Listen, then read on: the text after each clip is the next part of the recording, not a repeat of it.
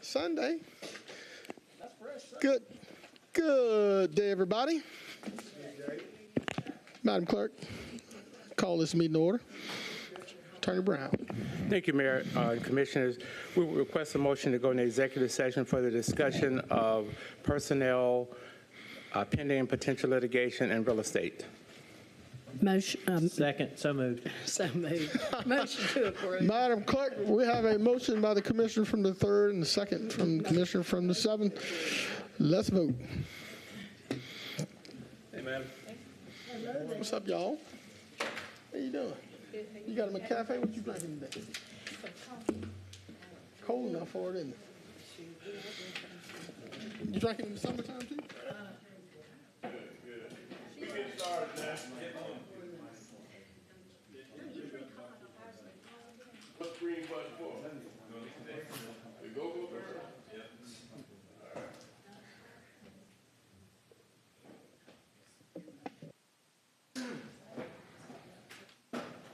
Madam Administrator, how you doing? The motion carries with Ms. Pulliam, who will be absent from today's meeting, and Commissioner Alvin Mason. Madam President. Thank you, Madam Clerk. We're now in executive session. Thank you.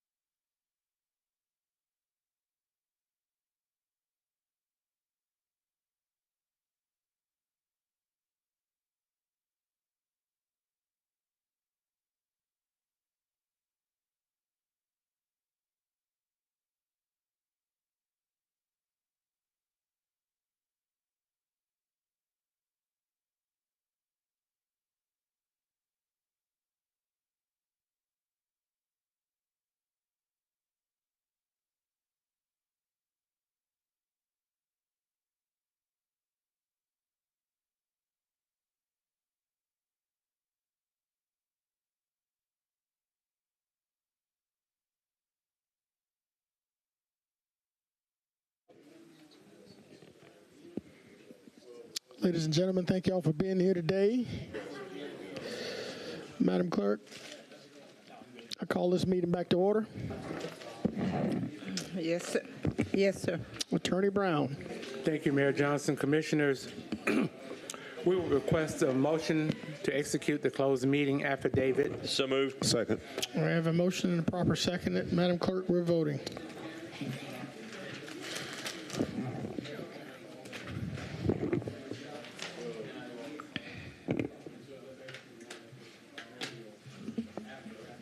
Oh, goodness.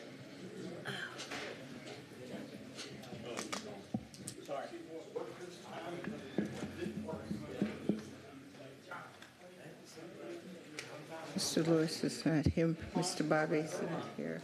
Ms. Pulliam. Yeah. Mr. Williams. Okay. He's on the He's phone. talking? He's on the Okay. phone. All right, go ahead and have a quorum? publish. 1, 2, 3, 4, 5, 6, 7. Somebody out.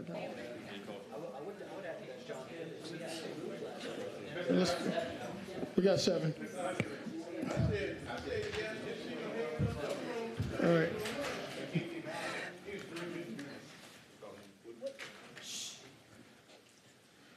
All right, Madam Clerk.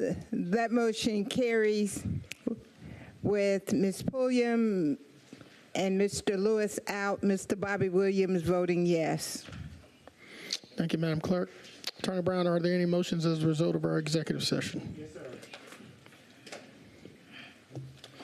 Mayor Johnson, I motion to approve the payment request by the Civil and Magistrate Court of Richmond County for the monthly payment of $500 commencing January of 2023 to Judge Sean Merslack for his services as a part-time civil court judge of Richmond County Civil and Magistrate Court. So moved. Second.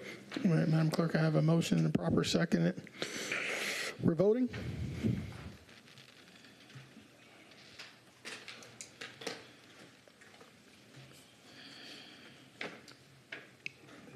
That motion carries with Mr. Lewis out.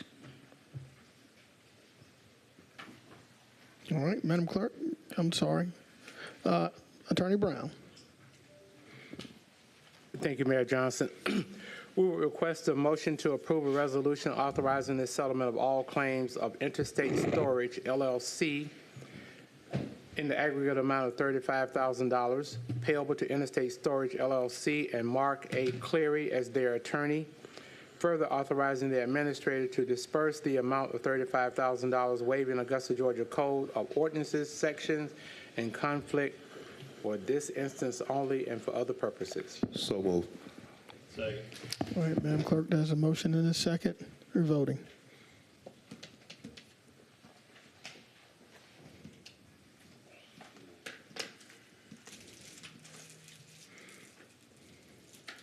That motion carries 7-1 with Mr. Garrett voting no, Mr. Lewis. Okay, and Mr. Lewis out. Thank you, Madam Clerk. Attorney Brown, does that conclude our motions? Yes, sir. All right. With that concluding our motions, Madam Clerk, I consider this meeting closed. Turn over to the Public Service Committee Chairman. Thank you, Mr. Mayor. I'd like to call Public Services to order. If there are no questions from my colleagues, I'd like to consent the following agenda items. Number 5, number 6, number 7, number 8, number 9, number 10, number 11, number 12, number 13, and number 14. So that was 5 through 14. Can I get a motion to that effect, please? I'm sorry, I didn't hear that. Who was that, Mr. Frenham? Commissioner Guilfoyle was Guilfoyle. Can I get a second? Got a motion and a second.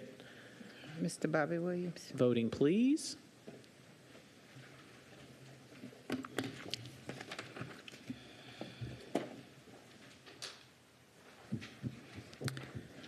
That motion carries.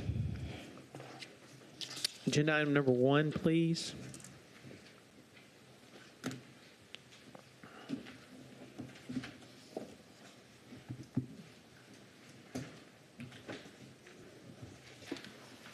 Good afternoon, Mayor and Commissioners.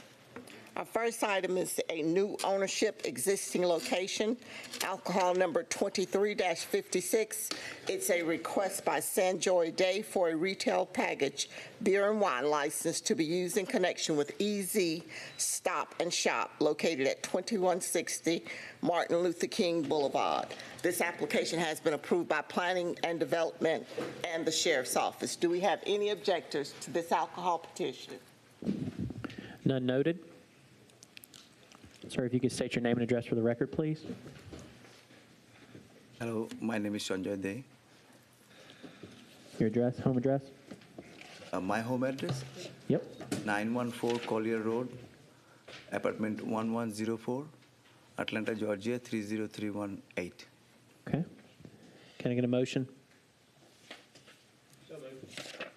Got a motion and a second. Voting, please.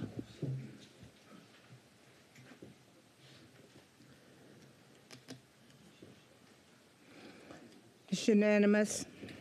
Agenda item number 2, please. Thank you. New location, alcohol number 23-57.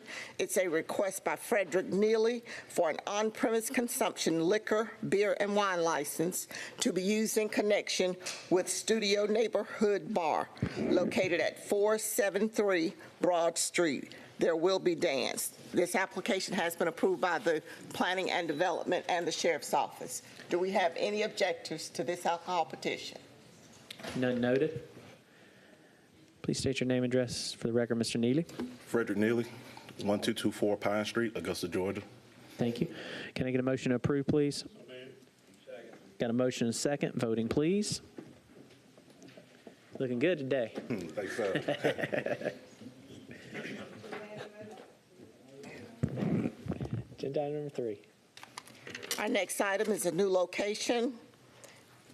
It's alcohol number 23-58, a request by Kelsey Lucius for a consumption on-premise beer and wine license to be used in connection with Salty Tomato Cafe, located at 1480 Wrightsboro Road. There will be Sunday sales. This application has been approved by the Sheriff's Office and Planning and Development. Do we have any objectors to this alcohol petition? None noted. Ma'am, please state your name and address for the record, please. Kelsey Lucius. My home address is 210 McBurney Chamberlain, Plum Branch, South Carolina, 29845. Okay. Can I? Got a motion and a second. Voting, please.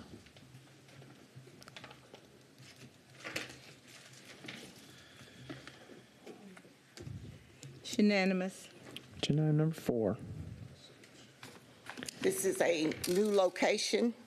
New ownership, existing location, alcohol number 23-59. A request by Bala Dambahuda for a retail package beer and wine license to be used in connection with Master's Food Mart located at 2443 Peach Orchard Road. This application has been approved by the Sheriff's Office and Planning and Development. Do we have any objectors to this petition? None noted. Is my applicant in the chamber? This applicant did ask that his item be moved to this date, but he was in India, so he might not have returned. So can we move this to full commission without objection, colleagues? All right. Thank you so much. And that concludes public services. Thank you, committee. Good afternoon. I'd like to call public safety to order. Ms. Bonner, are there any additions or deletions? No, ma'am. Okay. If my colleagues have no objections, I would like to consent items 1, 2, and 3. So moved. Second. Got a motion and a second. Ms. Bonner, ready to vote? To vote? Voting? Do what? No, she's considering aloud, I bet.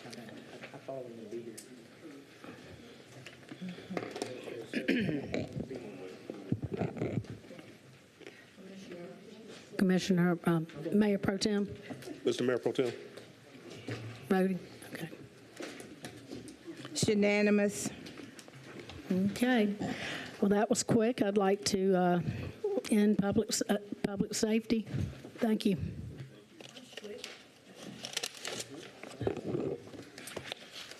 Madam Clerk, I would like to call administrative service to order. Yes, ma'am. Oh, I got to wait 2 minutes. Sorry about that. Calling to order in 2 minutes. No, she said she's going to call. Yeah, you can't start before. You can start after, but you can't start before. She said in 2-minute warning.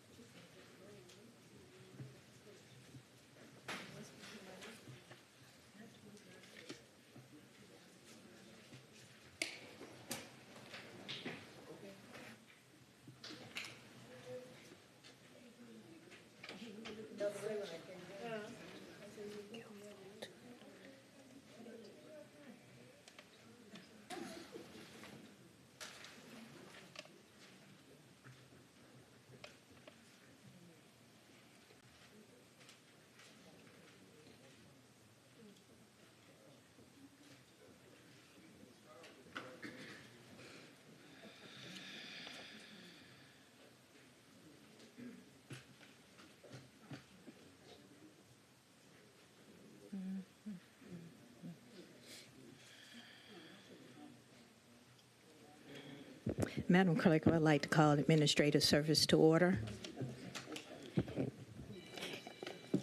Do we Yes, have ma'am. any addition or deletion?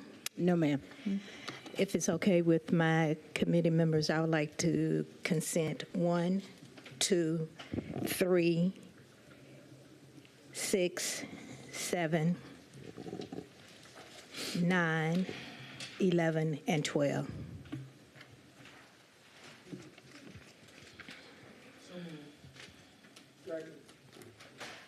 Voting, Ms. Bonner?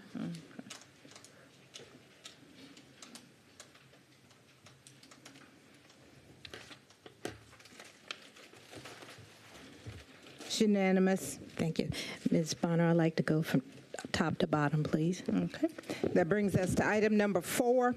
It's a motion to approve the Housing and Community Development's contract procedural process relative to authorization of agreements contract HUD forms related to HCD's federally funded programs for calendar year 2024. Thank you. I believe, Commissioner Johnson, you had some questions. Thank you, Madam Chair.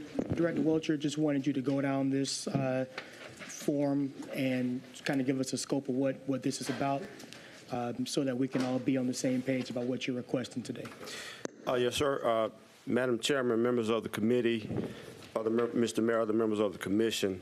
So what this is this HCD's request for our normal annual contractual and agreement approval process.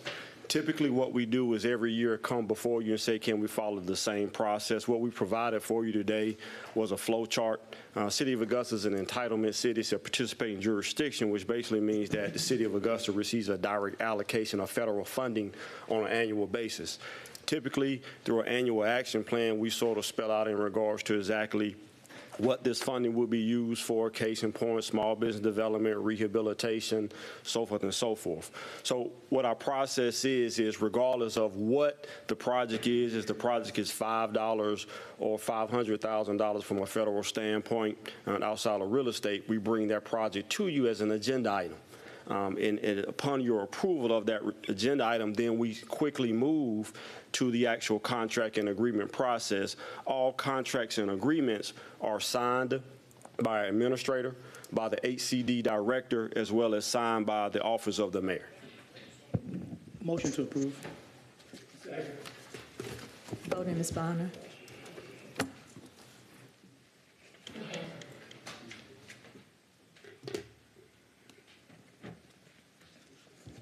It's unanimous.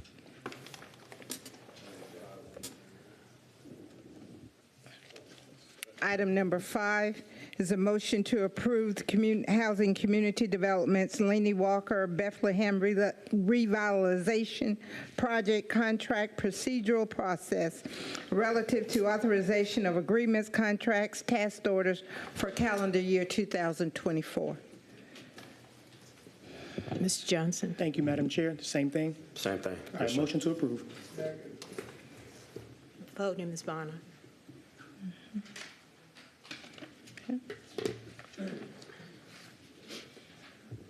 It's unanimous.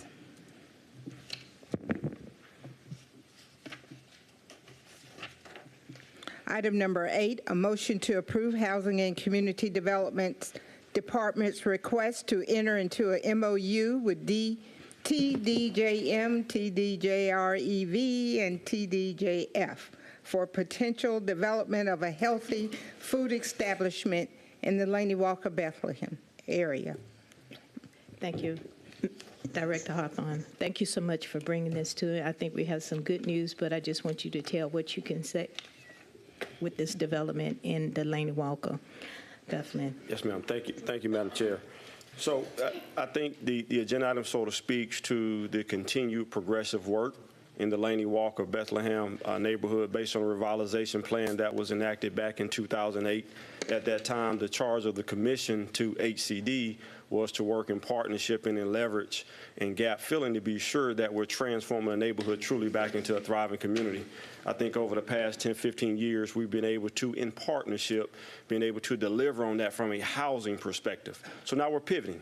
So now from a housing perspective, now we're looking more into the healthy food services and those type things. So we're at a point now where there's considerable interest in the name. TD Jakes Ministries has sparked an interest in Augusta, Richmond County from a food desert perspective. It sort of speaks to their foundation, speaks to their desire to be sure that they come into communities across this United States. So based on that, what this is just a MOU.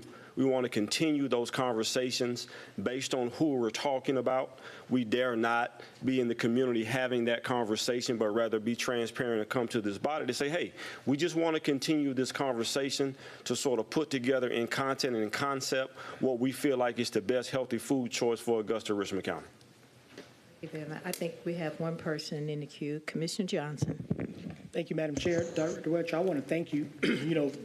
This whole idea around the food desert has been something that we've had, conversations that exhaust.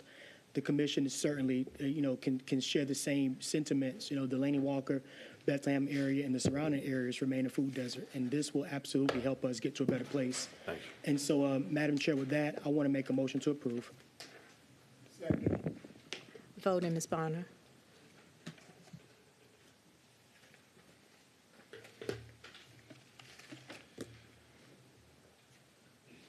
Mr. Frandon. It's unanimous. Thank you.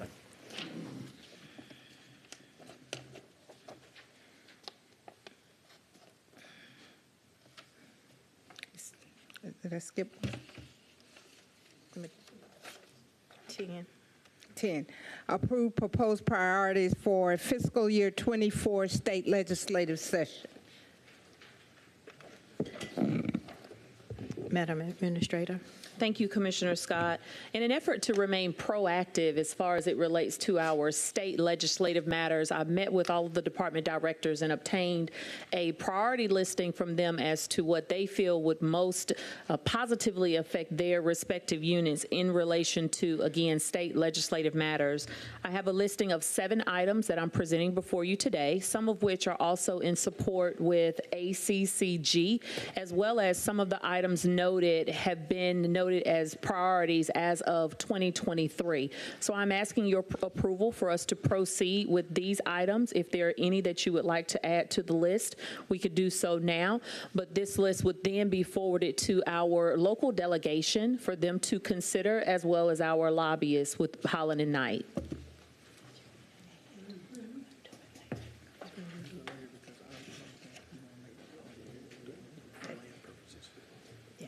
Absolutely. Okay, thank you. Motion to approve. Voting, Ms. Bonner. Who's second? Mr. Lewis? Okay.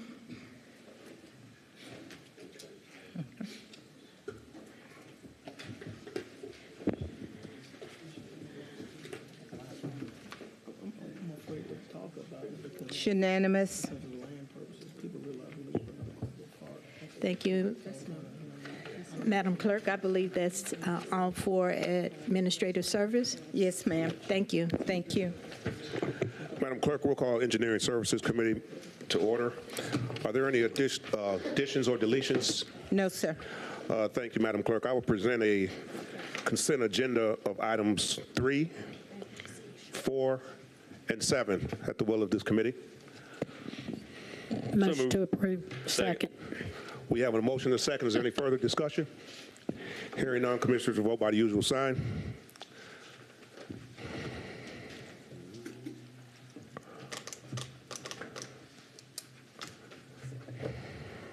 It's unanimous. Thank you, Madam Clerk. Top to bottom. Okay. Item number 1 is a presentation by Ms. Mariella E. Larry regarding a possible solution to the problem of the Olive Road Bridge. By all means, step up. Name and address for the record, please. Good afternoon. My name is Mariella Larry, and my address is 4364 Satola Ridge in Evans, Georgia. Thank you. To the Mayor, Madam Chairman, Commissioners, thank you so much for this opportunity. This month, I heard that the bridge was hit once again on the 13th of this month, and I started thinking what can be done, a possible solution. And the idea that came to me was make a depression or lower the area of the road that is beneath the bridge. And when that idea came to me, I went and I Googled to see if this idea has been implemented anywhere else. Now, I did find a place all the way in Britain, and there's a small town called Hinckley, and that town had the same issue that we are having here in Augusta, Georgia, with the Olive Road Bridge. And what they did, there was a company that was about to build a warehouse near that town. And that company knew that their trucks were not going to be able to go under the bridge, so they proposed to lower the section of the road under the bridge. And what happened, the town agreed. And I have images with me. I don't know if they can be shown, but I do have images with me that shows the bridge. She'll assist you here. Okay. I do have some extra copies if anyone needs them. Okay. But the first image, yes.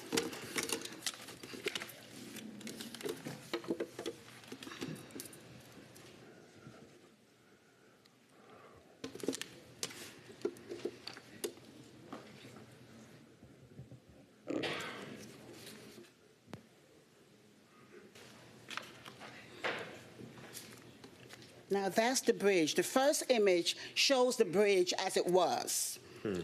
The second image shows the bridge after they lowered the road under the bridge. The third image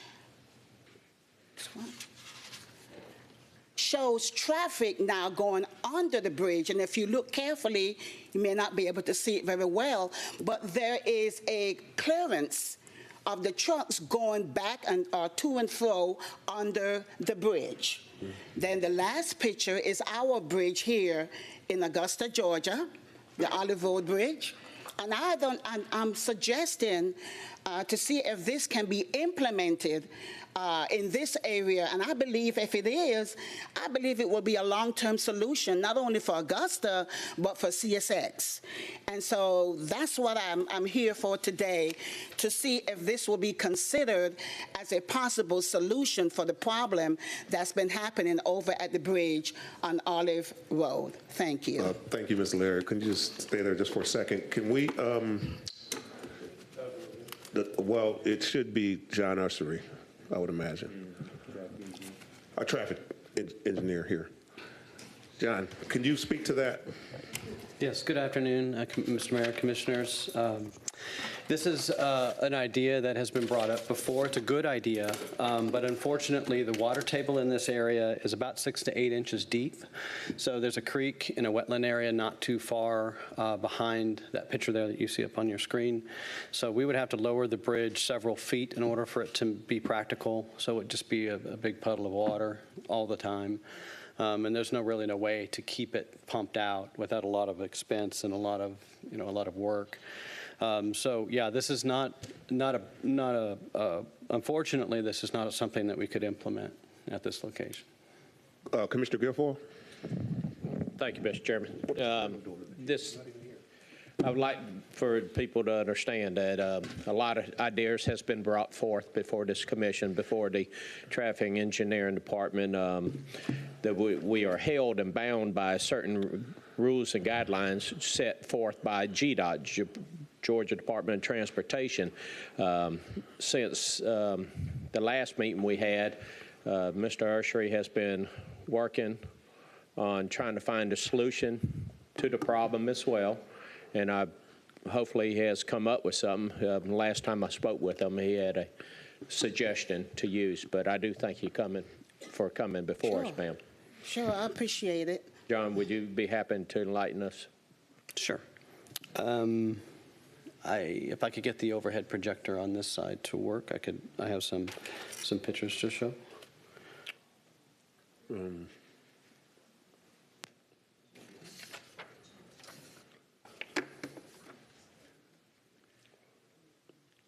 Is it?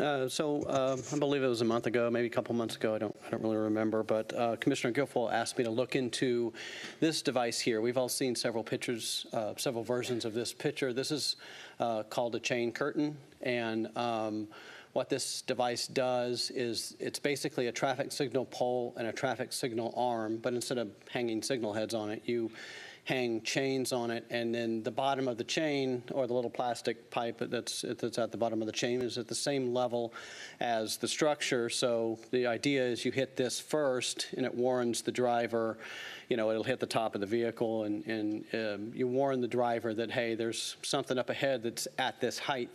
If you hit this, you're going to hit that. So you need to take alternate route, and we provide a detour.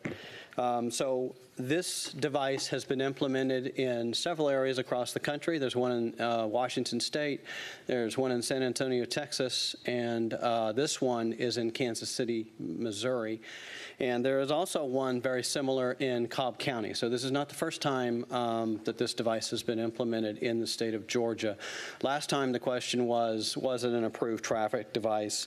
And so I did quite a bit of research on that. Long story short, it's sort of a gray area. It hasn't been banned, so it is allowed, but it also has not been approved. So it's sort of this in-between where the state of Georgia and the federal government do not endorse it, but they do allow it. So that's sort of where we are with all of that. There are some concerns and that I have, but let me show you another picture.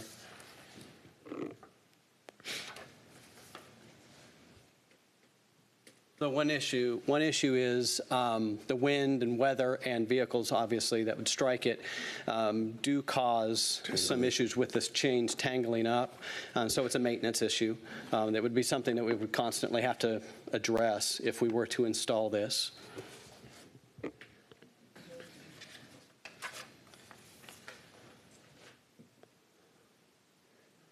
I know this isn't a great picture. I couldn't figure out how to print it off the internet without all the stuff on it. But anyway, what's important in this picture is it says covered bridge, warning pipes broken 1 day after installation. This is the one in Cobb County.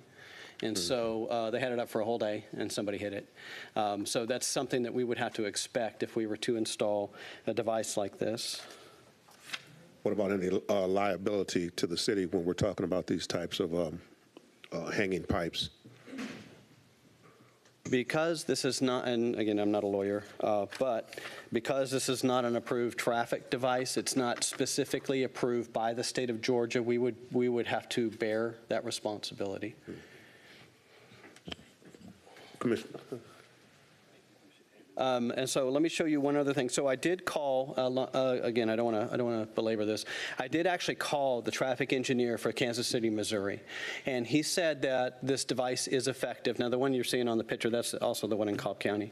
But he said it is effective at detouring the big vehicles and getting them to understand that they need to go and detour around the bridge. One issue he had was the picture I showed earlier was the chains kept getting wrapped up together. Every time somebody would hit it, they would get wrapped up. They'd have to send out somebody in a bucket truck. It took hours sometimes to untangle all these things or replace them.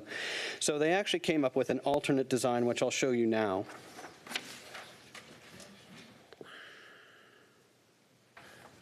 And so what it is it still hangs, it's a chain, and it hangs from the pole, from the arm, but it has a bar, and the chains are much shorter, so they're much less likely to be wrapped up together.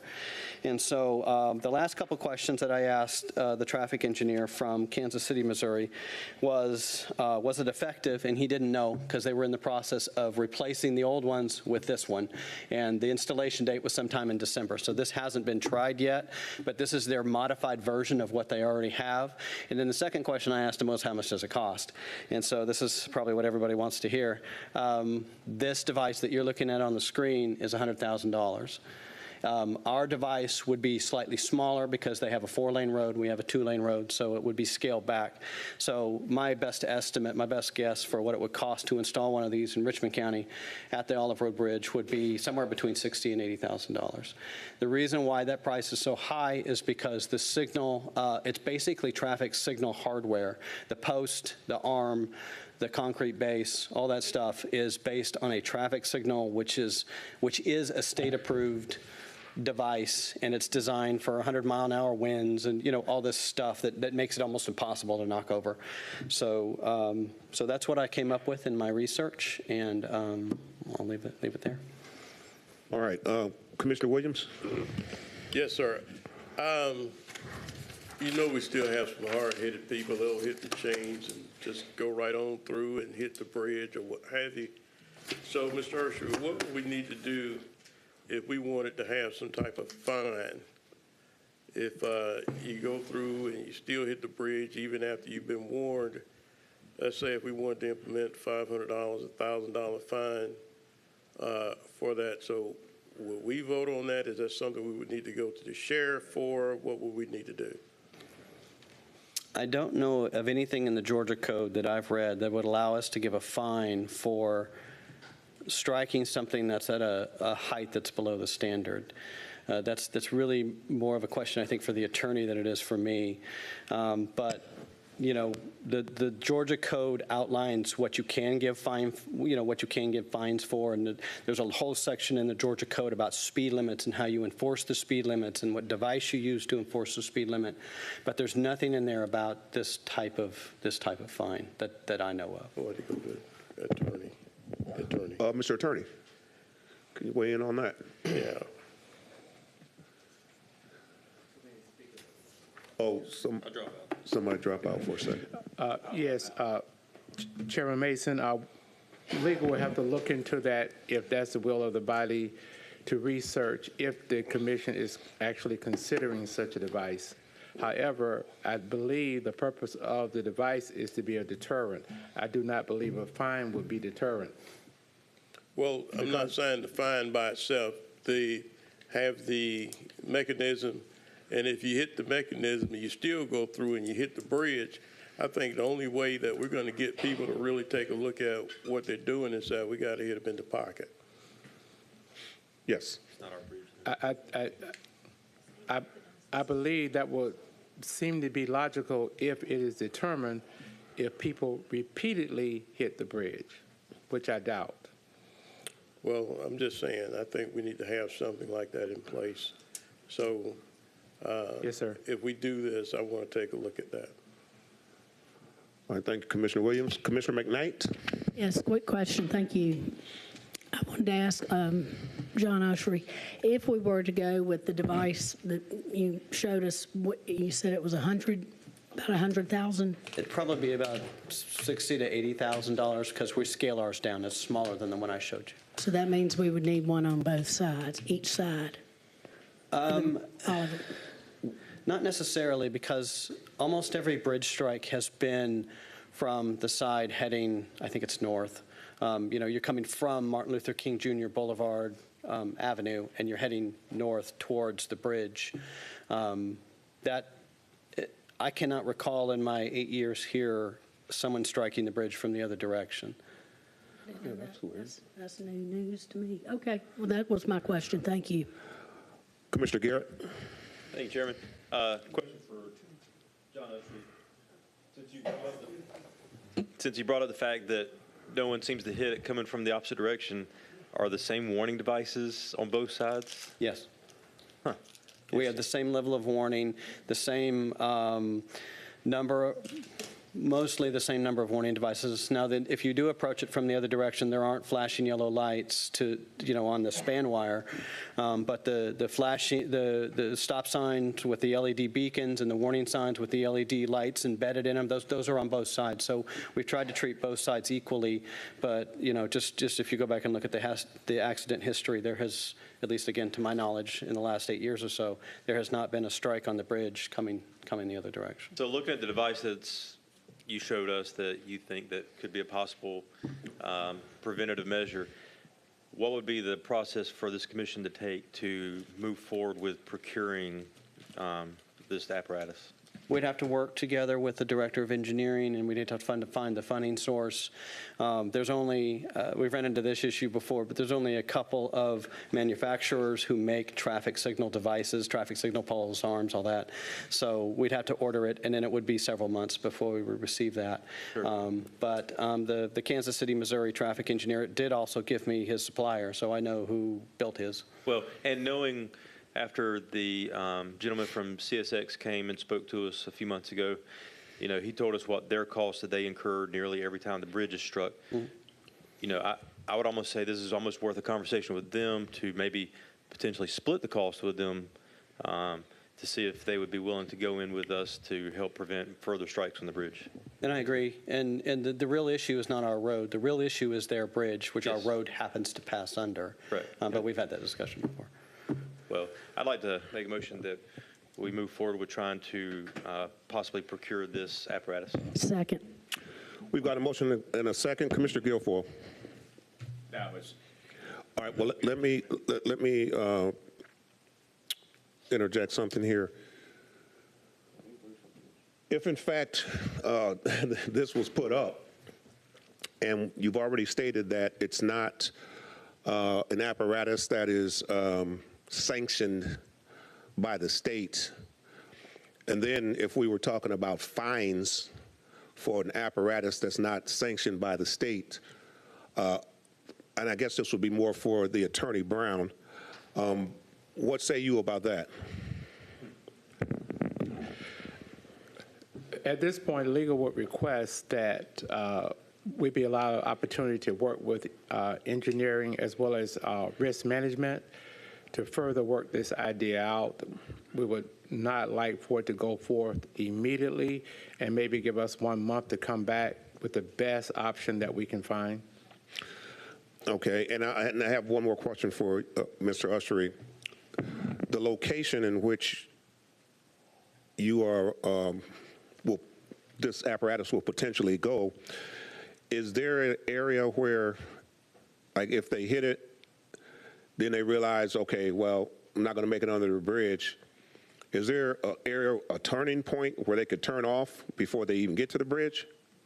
In order to, because there's a big truck, you're going to need some room to make some adjustments. Yeah. Yeah, so if you're heading northbound towards the bridge and you strike this device, then there is, I think it's White Road is the name of the road.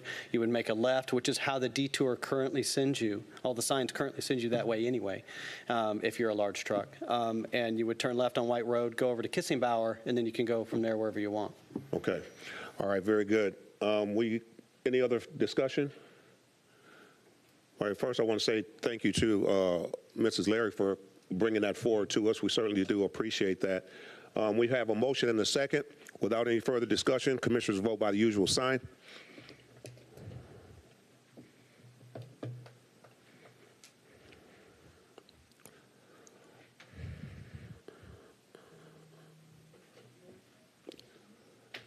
And for clarity,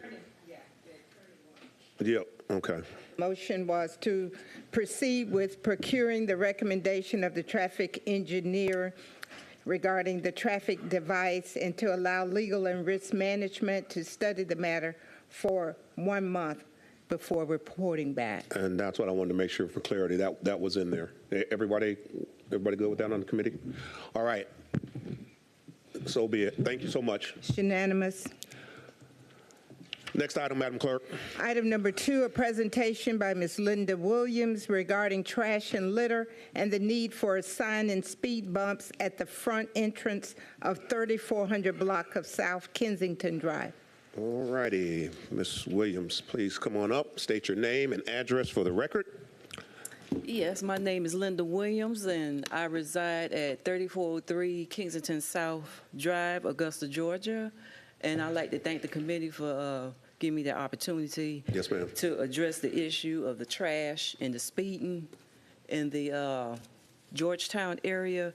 This has been an ongoing problem. My father has resided there since 2005 until he passed away in January 2022. So now I took over his property, and I see exactly what he was talking about, okay? And I got pictures, and I also have a letter that came from the coordinator back in 2007. My father requested for some speed bumps to be put, and so here's the letter that they wrote that they had 32 speed, oh, this one right here. To reflect 25 miles per hour, they was going to put like 5, and here's a letter right there requesting that in the place of the speed bumps. So in 2019, I don't know which month, and I was trying to find the picture. The truck was driving so fast around the corner, it turned around and flipped in his yard, hit his truck, and it flipped upside down and tore up his whole carport. And so here we are again, and every day when I get out, I can't pull in fast enough. The cars are coming on both ends as I'm backing out the driveway. I have to hurry up, put the car back in drive, and hurry up and go back in the, park in the yard. So I'm requesting if we could have speed bumps in that area, because we have children coming out the bus, we have elders walking, and it's a high traffic area. It's a very, very high traffic area in the 3400 block of Kensington South Drive. So I'm requesting if we could add speed bumps. Now, the trash issue is getting worse. We have a lot of people walking. A lot of people don't have cars. They're walking. And it's just, I don't want to see that when I come in from work or wherever, trash in the front entrance of South Kensington. Okay, and so I'm asking the committee, what is the solution, the permanent solution with the trash? Well, I don't know that we have a permanent solution for trash issues, to be honest with you. It's really, if everybody did the right thing, we wouldn't have a problem. Right. Right. At the end of the day. Obviously, everybody's not doing the right thing. No. So you ask yourself, how do we regulate people doing the right thing? It's a problem that we're having, but we're having it all across Augusta, Richmond County. I do want to talk, and I'll go back to that in a minute, but I do want to talk about the speed bumps there. That's District 5? That's District 5. Mr. Williams. Yes, ma'am. How are you doing? Hello, how are you? Do you live over in Georgetown? Yes, I do. You do?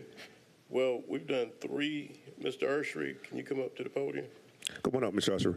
We've already done 3 studies over there, and Mr. Urshree, I believe, has found that the areas where he's done the studies, they didn't qualify. Am I correct, Mr. Urshree? Over near Georgetown. I did look this up before I came. I couldn't find any specific studies on what's the name of the street? Kensington. Kensington.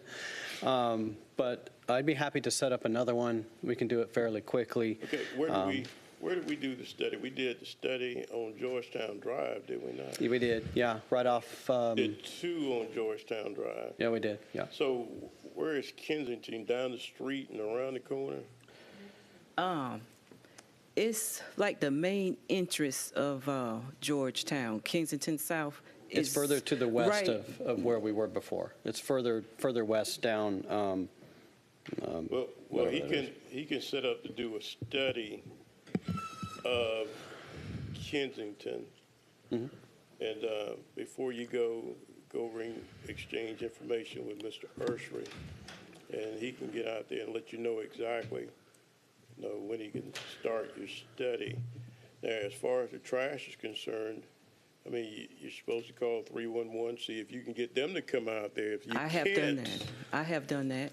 If you can't, and that's why I'm asking you if you live over there, because I talk to folks over there all the time, okay, you call me, and we'll get somebody out there to pick it up. Now, your problem is a problem that we have all over Augusta. I get folks from a lot of different neighborhoods, and as far as the signs are concerned, Mr. Urshree, you put some out or some are going out over near Elderberry this week or next week. We had some folks that called and said they had a bunch of trash and that they wanted signs. So you just need to let us know where you want the signs, and we can put signs out. Am I right, Mr. Urshree? That's correct. Okay, so when you exchange information with him, you can have a date or something. He can come out and you can show him where you want the signs placed. Now, just looking at history and how things work, is where you put the signs is where they're going to throw the trash in the future. But just give me a call. When you call 311 and they don't come out there, give me a call, and we'll get somebody out there to get the trash up. As far as the signs are concerned, he can get the signs out there, and he'll get the study done for you. Okay. To do the speed bumps. Now, here's the thing with the speed bumps. Okay. Just like I tell everybody, they give each commissioner $14,000. Is it $14,000? Yes, sir. It's about 4 speed bumps. Yes, sir. Yeah, about $14,000, and you're about number 4 or 5 on the list. So I may be able to get to you this year if you qualify. I may not be able to get to you this year. Okay. But we'll get to you if you qualify. So, okay. John, I'm just telling her. But if you qualify, and John would tell you whether or not you qualify and what have you, okay? Okay. All right. Okay. You got more questions? I also would like to put a, you know how each resident have a sign that says Spanish Trace or Salem Arms? Mm-hmm. We don't even have a sign for Georgetown. And I must admit, I went in the wrong way a couple of times. Now that's a question I don't know for John Urshree or Mr. Malik. Do we do signs? That's a developer thing? Mm-hmm. That's a developer thing they're saying. So we don't do that. And I don't know if you have a neighborhood association. We don't. That's an older neighborhood. Okay, yeah, because a lot of times you could do it through the neighborhood association with the funds that you've that would be given every month towards, or some do it by year. But that's how a lot of neighborhoods get the entrance signs put up through their neighborhood association. If the developer didn't do it, and being an older neighborhood, they probably didn't. I mean, that's probably why they didn't. It's an older neighborhood. Yeah, so you would have to call your developer. They probably dead by now, but or you have to call them. You can call your Commissioner Williams, and he might be able to donate some additional funds to the that I get from the commissioners. But But you have to go back to your developer for your sign. Okay, because see, I've called 311 twice. The first time I called, they closed out the ticket. Without coming? Without coming. They closed out the ticket. So I called the second time, and I got a call from Charlie Gay, the traffic engineer, and he gave me a call and said he was going to He's the assistant director for engineering. If you don't get your response, call your commissioner. Okay. That's me now. Make sure you get the number before you leave out. Okay. You know what? but seriously, if you don't get what you want, give me a call, okay? Okay. All right. Get that number. And go over there and see Mr. Urshery before you leave to get his contact and switch up numbers so you'll know when he's going to come out and put the apparatus on the street for the speed humps and the signs to be placed out there. Okay. Thank you, Ms. Williams. Thank you. And just one last word. If you don't get what you want, call your commissioner. Okay. That's me. All right. I'll call you. Thank you, man. Thank you. No. Can we receive as information? Without objection? Without objection. Next item, Madam Clerk. Item number 5 is to discuss approval or denial of renovation solution consistency letter, request for construction and operation of renewable energy biofuel facility at 1680 Dixon Airline Road. All righty. Who do we have here to speak to this issue? Oh, by all means, coming up and to the mic, name and address, and we'll bring. Dr. Malik, what is he just standing up? Okay, Dr. Malik, you come on up to that podium there. You got that podium there. We'll hear from you, Dr. Malik. Yes, sir. Good afternoon. So, I placed the agenda item back for further discussion. Was previously brought to this body, and then there was the church community and a few other stakeholders. They opposed this one, and the decision was to table it till we have a public meeting with this respect. So that meeting took place on August 29 at Demonator Park, and I believe it's, it's my rough estimate. I wasn't part of that meeting, and attending that was like 150, 140 people. They attended. Commissioner Lewis, he took the lead to organize that meeting. In that meeting, there were a lot of questions, and majority of the stakeholders were present, still were not satisfied with the responses, so they're still opposing the facility. Also, I had to read a lot more into this operation and got better understanding, compared to my initial recommendation. So there are a couple of things still unresolved, and that's what the department recommendation is at the part of recommendation, not to issue the letter till some of the key issues are resolved. One is the community and impact on the natural, on the resources. One of the rebuttal which I got is they're using the ASTM standards to do the environmental impact assessment, and that is really to purchase the parcel, and that doesn't fit well to the concern community has. And this one, the other one is the key concern is the financial assurance, like we have for our own landfill. On that, and there's some disconnect with that. Getting the insurance policy is different than having financial assurance for that facility. And those 2-3 are the key concern department still has, from my end. But the community members, I believe, are still here. You know, we want to hear from them, and also the applicant is here. The other thing is this is the facility. It's only one unit in California. They do have in the Europe, so there's no other history, and also there's no the previous history of the operation by the applicant itself. I know there is a team working with the applicant. So there's another area still we need to get comfort level. All right, so I'm hearing you say there's still some outstanding issues from your perspective. I'm going to get to you in just a second. If there are objectors in the audience, would you please raise your hand? And if there's individual that's going to speak for the objectors, or okay, whomever it is, can you keep your hands raised, please? Both of them. We got to get a good count here.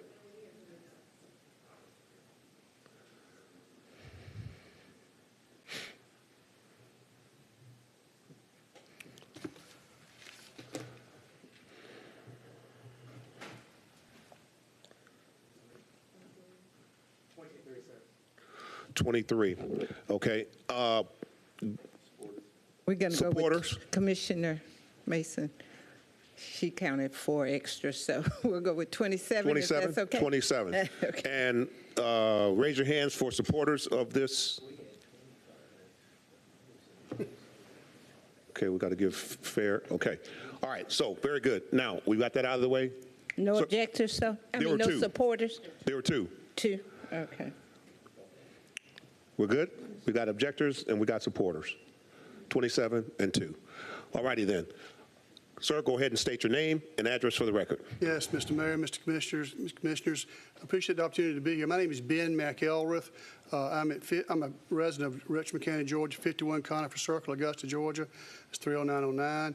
I've also got a fellow who's here, Joseph Sarkewski, who's with the HCI, who is our contractor for this project. He can answer me any questions also. So we'll be glad to answer any of your questions. We have supplied numerous responses to Dr. Malik, and we have tried to answer every question there is. I know there are a lot of objectors here, and I can appreciate their right to object. But there seems to be I've offered to meet with Mr. Long and his objectors one-on-one in a smaller meeting to go over this. This is not a biomass facility that produces pollution. This is a green energy project. It's a green energy project such as the one that the First Lady of America came here 2 weeks ago to celebrate. It's a green energy project that's supported by the administration that's in office now. And we would like to do that to clean up the environment. It's what we're trying to do, not mess up the environment. Thank you. Sir, if you would state your name and address for the record, please. I'm Ellis A. Godby Jr. Address is 618 Godby Road, Waynesboro, Georgia, 30830. This matter is in reference to our church, the historic Spirit Creek Baptist Church, of which I am the senior pastor. We continue to have the same position that we object based upon all of the reasons that we've given the commission in regards to risk of this potential biomass, whatever you want to call it. I mean, it's the same for us. Red apples, green apples, unwanted waste or residue, whether you call it trash, waste, it's the same matter. We have expressed in also the public meeting, August the 29th, what our objections were. Those still remain the same. We've delivered almost 200 petition signatures against and in opposition to this plant. So there's many, many more objectors. And it's not just members of the church. These were members that came from the community. And so I'm not sure what else we can present to you in terms of the reasons why we object to this plant being as close as it is in the vicinity of our church. There's a lot of risk involved.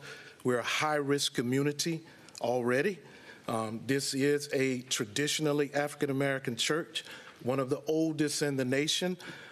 There's a lot of concerns here in regards to whatever waste materials they're bringing in, plus truck traffic, all of these different things that are going to be involved with this plant. We're concerned about how that's going to impact the ambiance of our church, and again, what's the impact on the health and safety of our members and the members of the community. Thank you, Pastor Godby. Is there any questions or comments from the dais here? Mr. Mayor. Yes, sir. Thank you, Mr. Chairman. I'd like to hear from the organization that's trying to do this facility. Do you have any other facilities that are operating? Well, I could have Joe come speak to us. He has his company who we're working with to build this. They own and operate one in California, and they have several in Europe. All right. Could you come forward, sir, and please state your name for the record? Name and address of the record.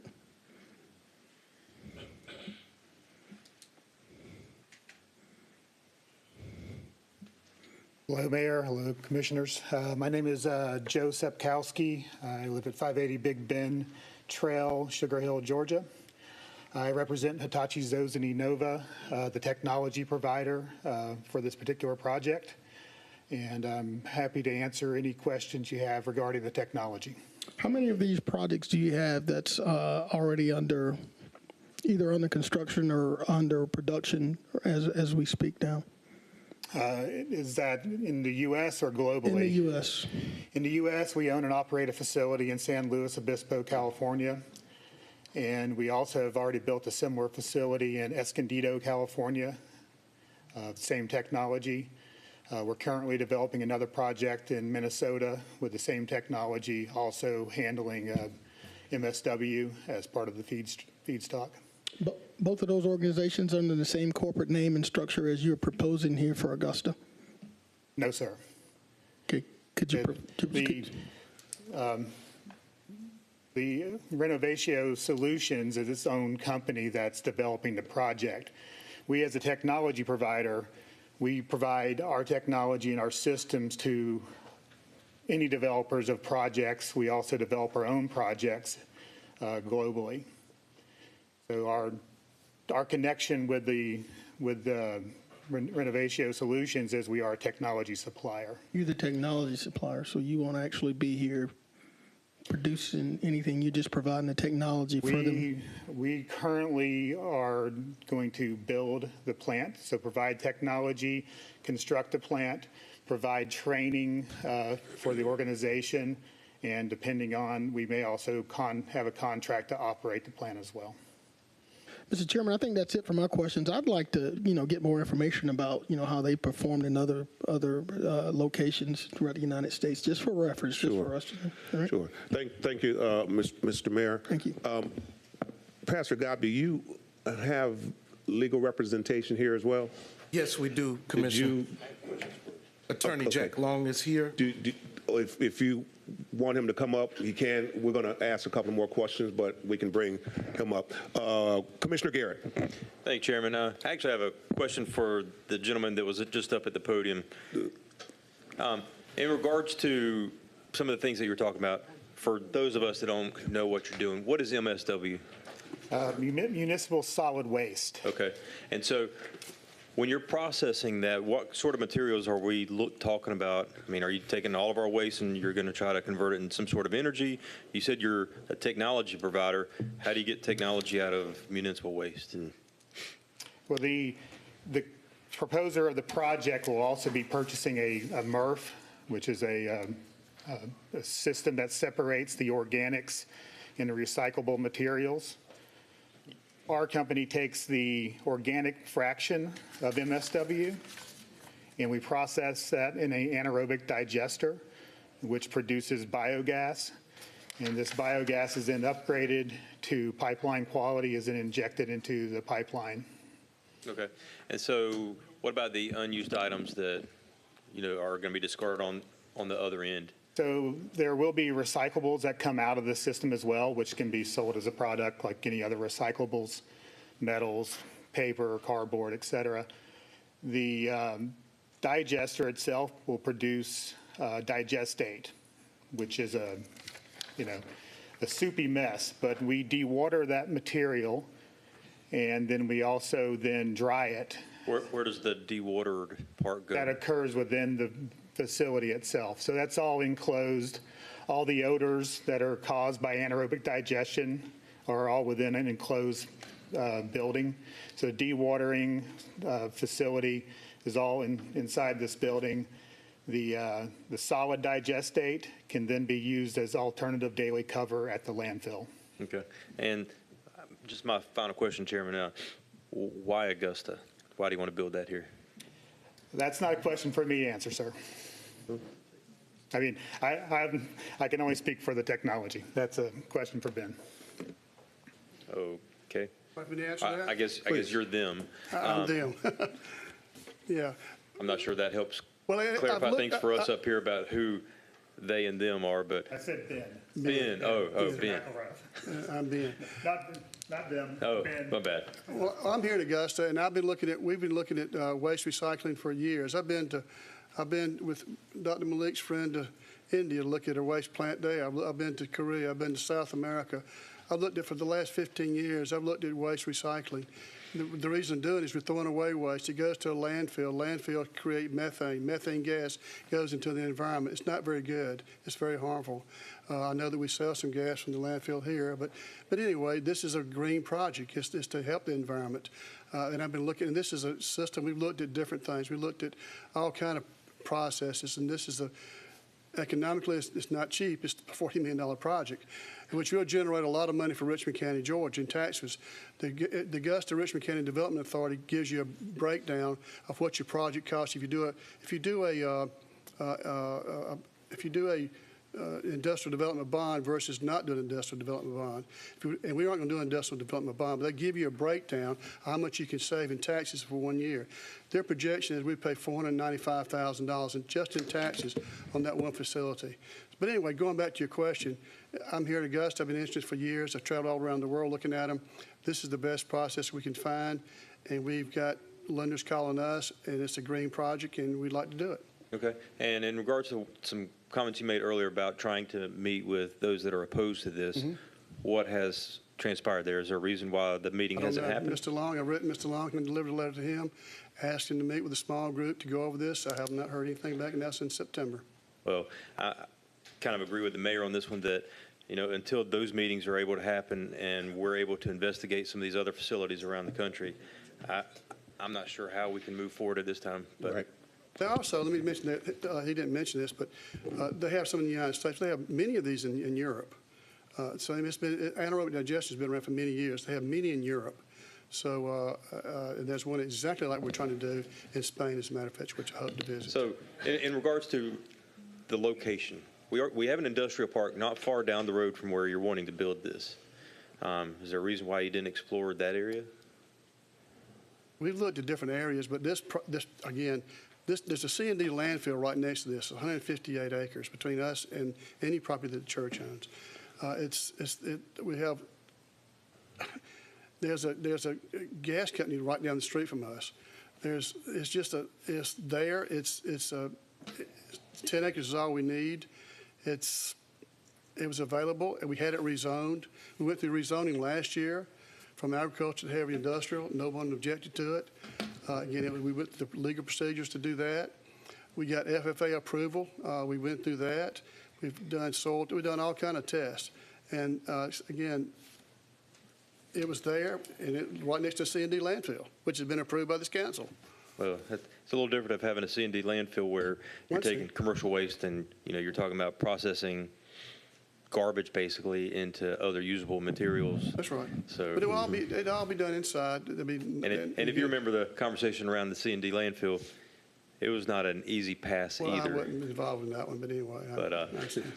All right. Thank you. Continuing on, I'm going to go here first to the commissioner of the district that we're talking about, and that's Commissioner Tony Lewis. Thank you, Mr. Chairman. To the stakeholders, the community, I had a forum on August, and it was well represented by those that adamantly oppose this particular operation. And I think that the information that was presented during that forum was real vague. It was very vague. And I don't think enough information was really given. And I think we wanted to pass the buck about not having the proper equipment to make the presentation better. And I don't think that the equipment was really what didn't make the presentation good. But I think it's I think it's a lot of apprehension based upon the unknowns. So when you try to bring something like this into a community, and as Pastor Godby has already eloquently spoke about, you know, folks have a, how can I say it? You know, nobody wants their community to be the guinea pig of any new operation, so to speak. So what we have here is, you know, and we understand what renewable energy, and we're trying to get there. We're trying to get there with a lot of processes, but who wants it in their community to be the start of such?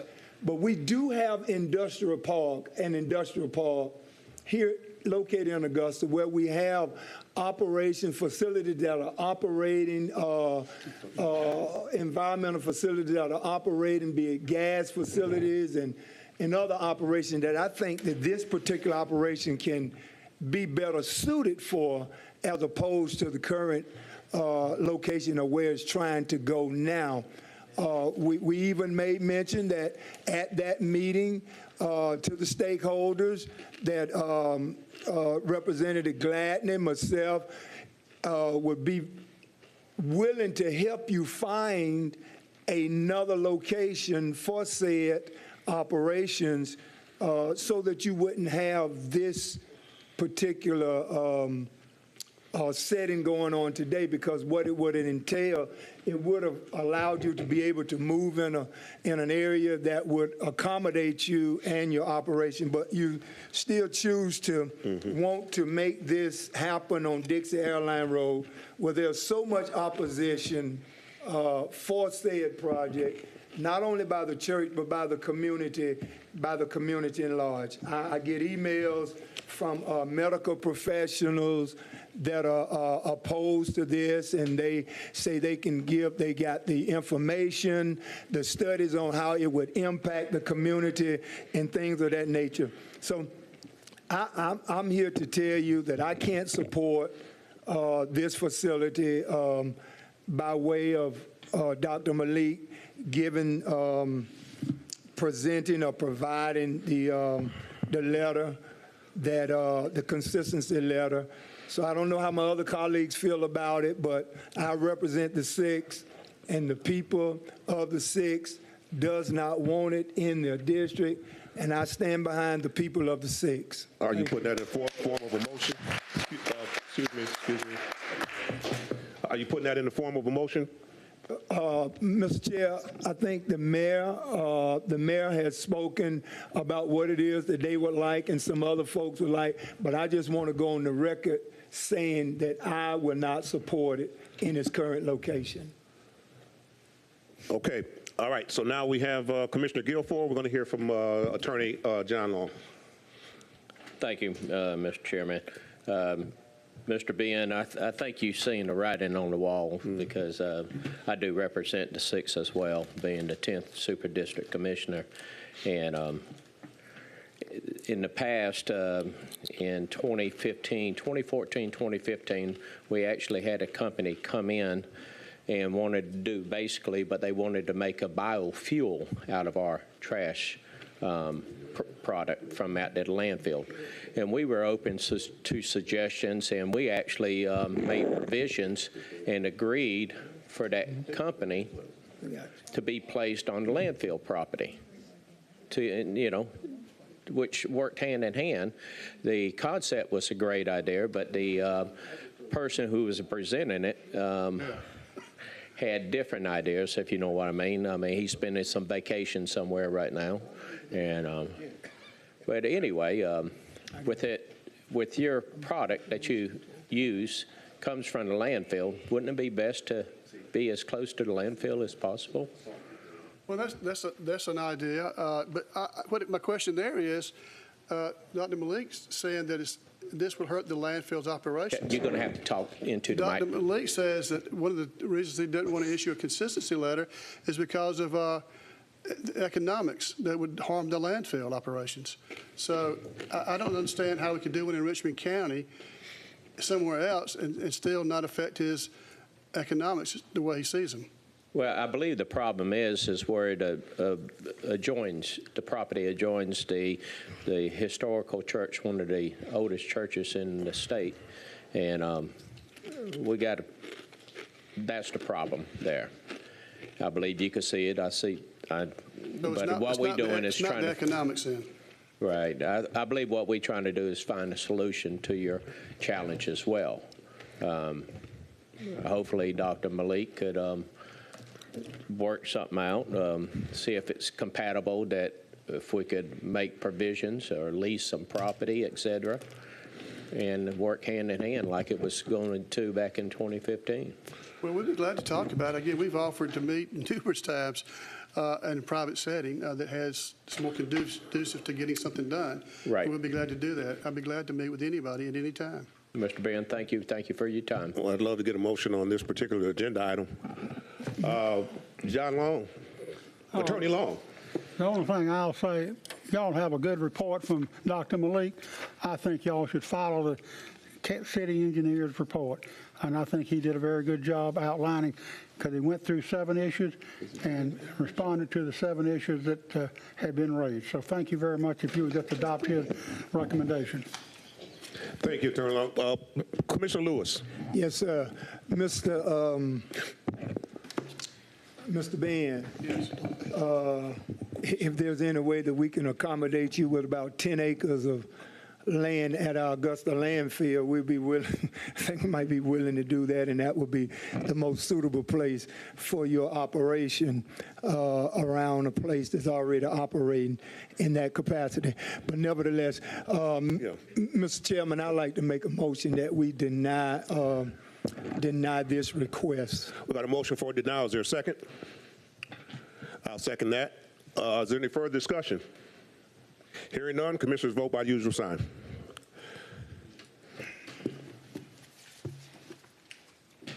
What's this?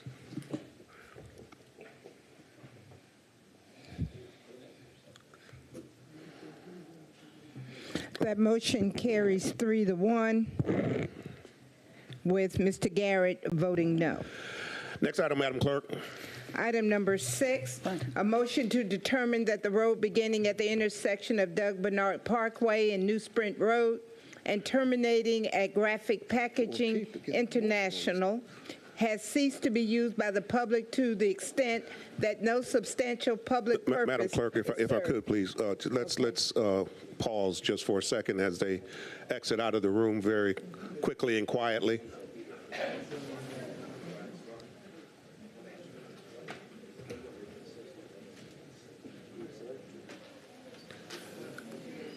Quickly and quietly.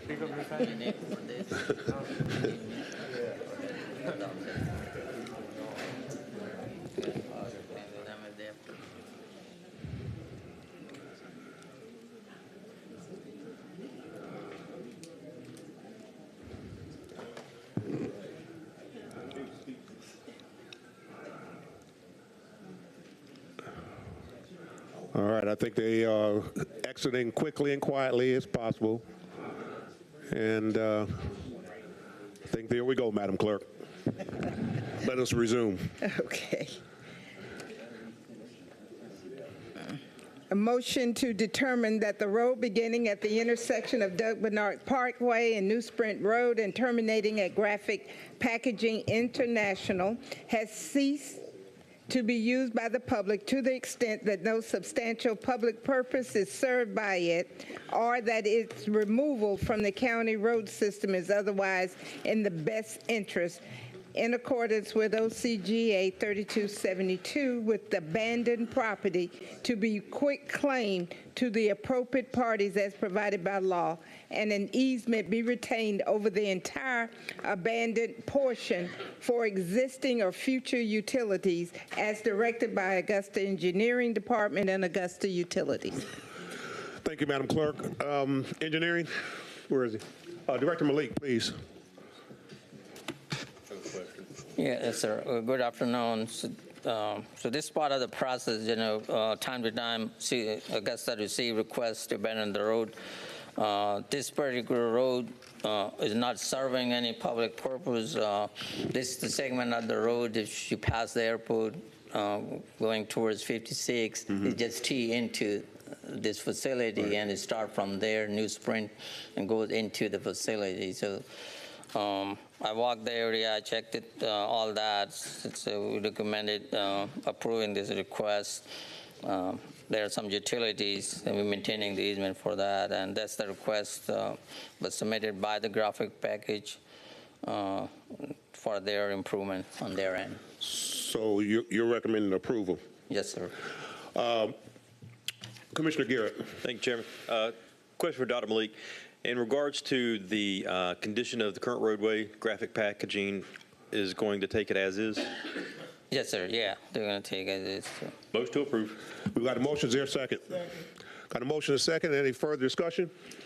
Hearing none, commissioners will vote by the usual sign.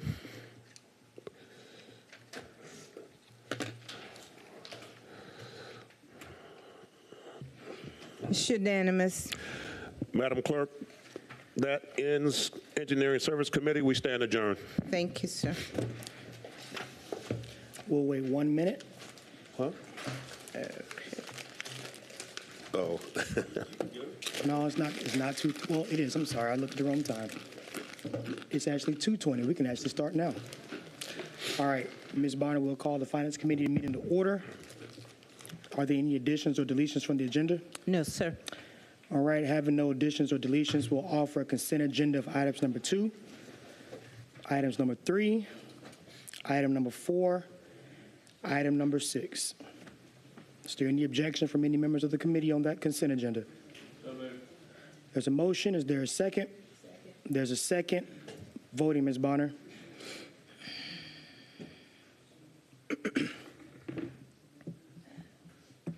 I need you to vote, sir. Yeah, I forgot.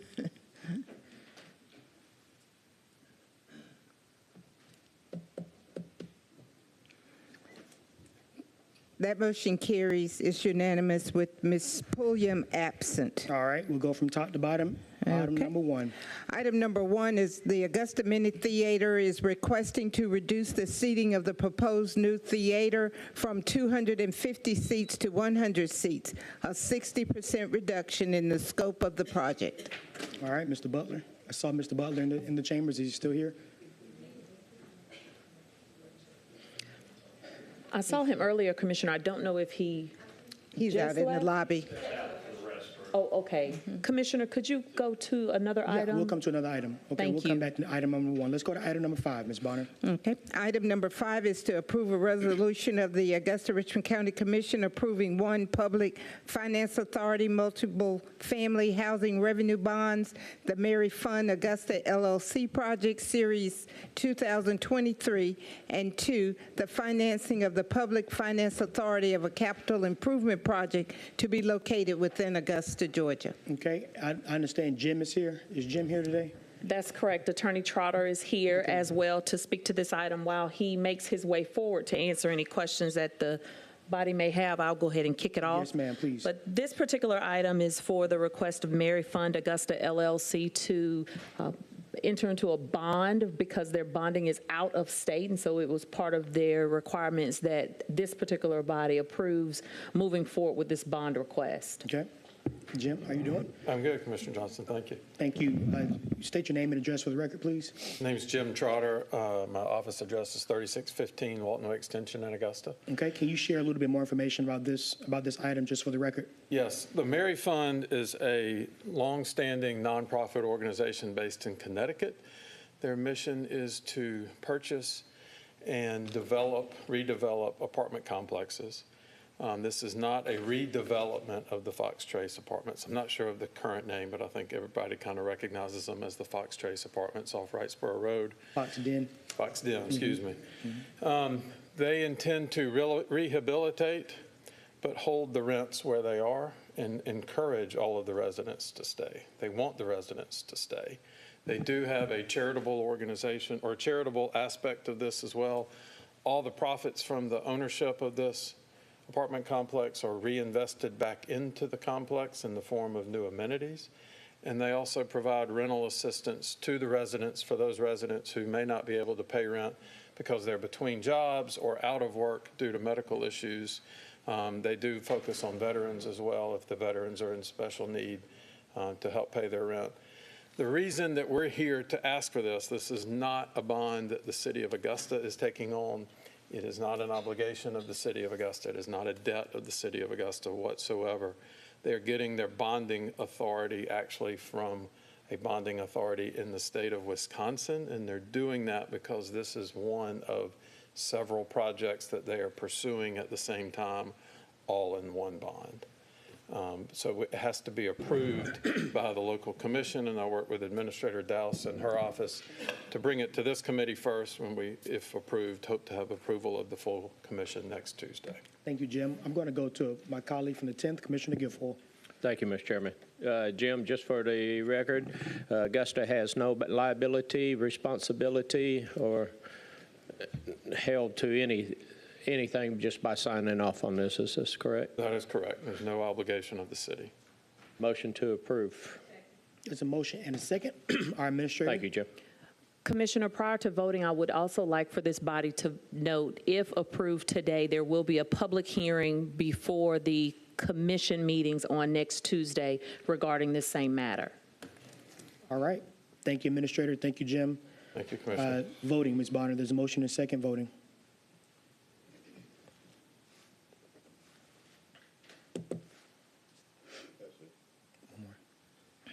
It's unanimous. All right. Let's go back to item number 1. Do we need it reread, sir? No, or we ma'am. good? Mr. Butler. Mr. Butler. Center stage, please. I get to be the director.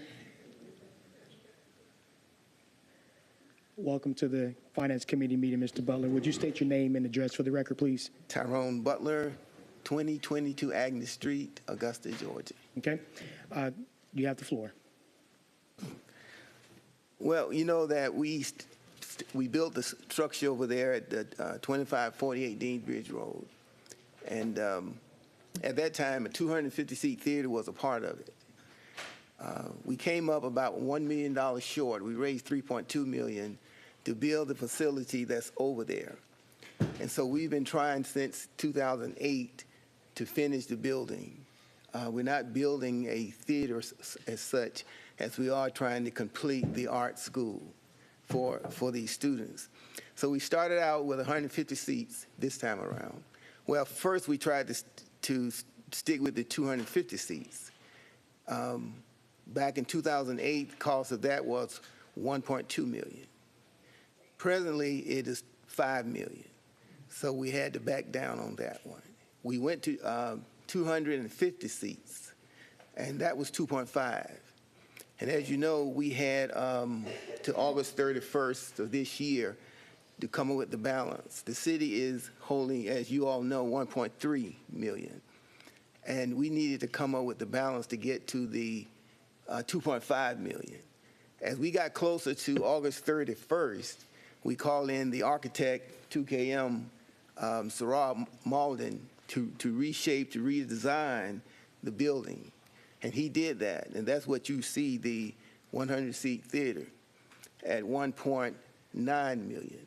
We raised $550-some thousand in a matter of a year or two, and all those dollars came from individuals, $50 here, $100 here. So the community is behind it. We just didn't get that to that 2.5, but the new facility is 1.9.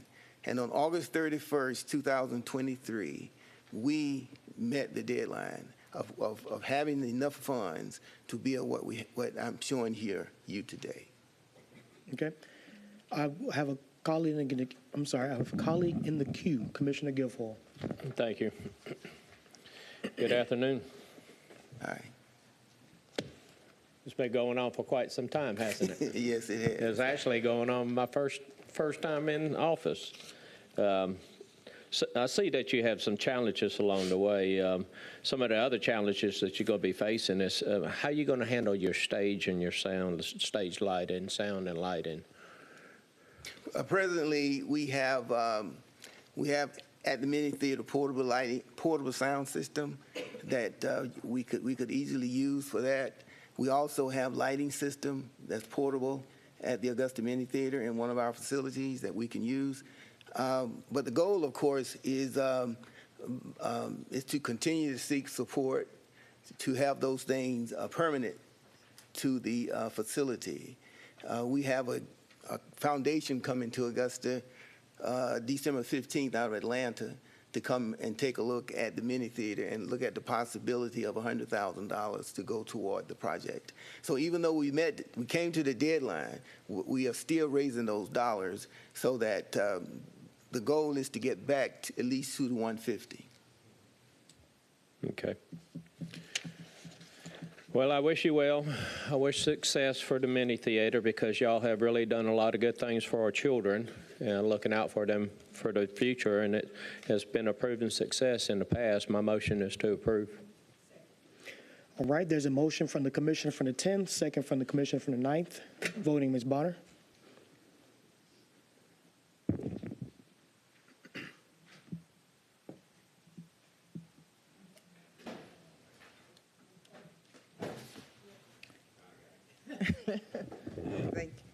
Thank you.